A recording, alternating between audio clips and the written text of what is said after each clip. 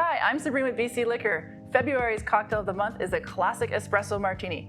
The Espresso Martini is a cocktail that is classically made with vodka, but feel free to spice it up at home with using a tequila or maybe a Canadian whiskey like rye. We're gonna make this a classic. We're gonna start off with some vodka with 1.5 ounces or 45 ml. Of course, an Espresso Martini wouldn't be an Espresso Martini without some sort of coffee aspect. So we're going to add a coffee liqueur for 3/4 ounce or 22 ml.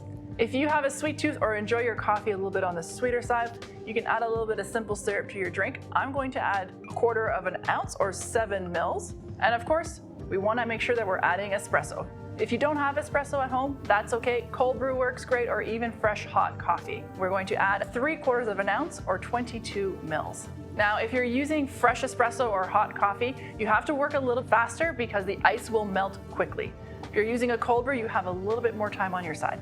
We're going to add ice, give it a good shake. All right, beautiful, frothy Espresso Martini in hand. I like to fine strain my cocktail. Moves any small ice chips that might be there. Look at that beautiful texture.